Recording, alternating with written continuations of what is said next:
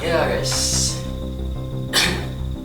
seperti yang kita tahu, kondisi udara di Jakarta akhir-akhir itu semakin memprihatinkan.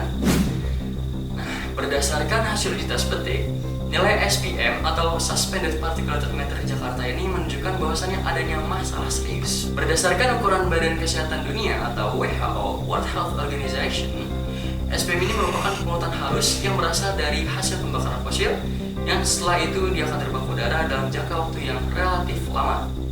Nah, polutan halus ini umumnya terdiri dari kalium, dari kadmium, air raksa, dan logam berat lainnya yang seperti kita tahu dapat merusak kesehatan sistem pernafasan kita jika terhirup, terutama jika terhirup oleh orang-orang yang emang sensitif, misal orang yang punya penyakit asma dan lainnya, itu bisa bahaya.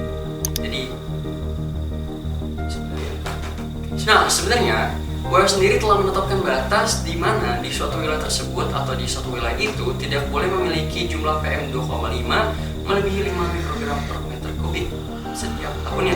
Nah, namun hasil pengetesan dari AQR per 15 Mei 2024 yang lalu di Jakarta ya tentunya, ini parah.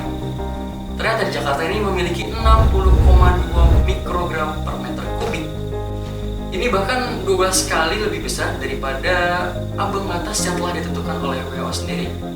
Nah, dari sini kita bisa menyimpulkan bahwasannya kondisi udara Jakarta sedang tidak baik-baik saja. Dalam dekade terakhir, Indonesia telah mengalami peningkatan polusi partikulat. Pada saat ini, lebih dari 93% dari 262 juta penduduk Indonesia tinggal di mana tingkat konsentrasi PM 2,5 melebihi pedoman WHO. Jika konsentrasi ini terus berlanjut, usia harapan hidup penduduk Indonesia akan berkurang 2,5 tahun lebih pendek. Di beberapa daerah di Indonesia bahkan lebih buruk dampaknya. Di Jakarta contohnya, dengan penduduk lebih dari 11 juta orang, usia harapan hidup akan berkurang sekitar 5,5 tahun lebih pendek. Polusi partikulat utamanya disebabkan oleh bahan bakar fosil. Pembakaran bahan bakar fosil menyumbang 60% PM 2,5 di ambien perkotaan. Pada saat yang sama, pembakaran bahan bakar fosil juga berkontribusi atas perubahan iklim yang mengakibatkan kenaikan suhu, musim kemarau yang lebih lama, dan musim kebakaran yang lebih parah.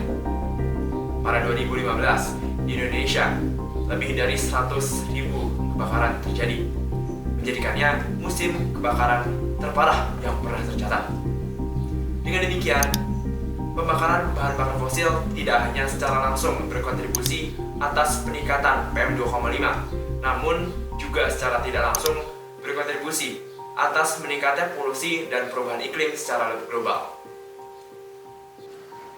Tantangan kualitas lingkungan di Indonesia tidak jauh berbeda dengan yang dialami oleh London, Osaka, dan Los Angeles yang dulu dijuluki dengan The Big Smoke, the smoke capital of the world. Warisan perbaikan lingkungan ini menjadi bukti bahwa tantangan polusi di Indonesia dapat dipecahkan. Faktanya, Tiongkok telah mencetak kemajuan yang luar biasa dalam mengurangi polusi udara di negaranya. Pada tahun 2014, Tiongkok mendeklarasikan perang melawan polusi dan melembagakan rencana nasional untuk menanganinya. Menurut data satelit, kota-kota di Tiongkok telah berkurang polusinya sebanyak 30% sejak dideklarasikannya perang melawan polusi. India juga mengalami hal yang serupa sejak dideklarasikannya perang melawan polusi pada tahun 2019. Indonesia juga memiliki kesempatan untuk mengalami hal yang serupa.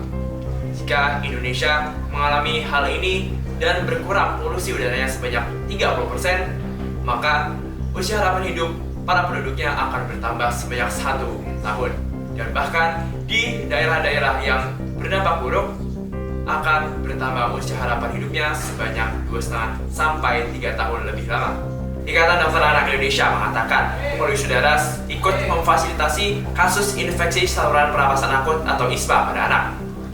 Ini mengatakan ISPA sebagai pembunuh senyap yang risikonya mematikan. ISPA merupakan infeksi pada saluran pernapasan bagian atas maupun bagian bawah yang umumnya menjangkiti anak kecil dan bayi. Menurut Kementerian Kesehatan, ISPA berasal dari 300 jenis bakteri dan virus. Dan menurut UNICEF, pada tiap tahunnya sebanyak 600.000 anak meninggal karena pneumonia atau penyakit pernapasan lainnya. Polusi udara menjadi penyebab utamanya. Anak-anak memiliki resiko yang lebih besar daripada kelompok usia yang lainnya karena secara fisiologis, anak-anak bernapas dengan laju pernapasan yang lebih besar. ISPA dapat memberikan dampak jangka pendek dan jangka panjang.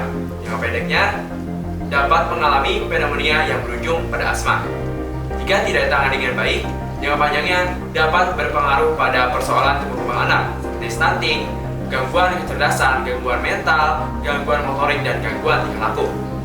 Lantas, apa yang bisa kita lakukan untuk mengurangi polusi udara di Indonesia?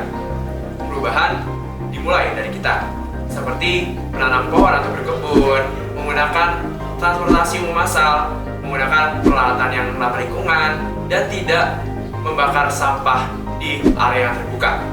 Selain itu, kita juga bisa dengan meminta pemerintah untuk mengadakan fasilitas dan membuat kebijakan untuk menangani kondisi ini. Mari kita mengurangi polusi dan jaga kesehatan diri.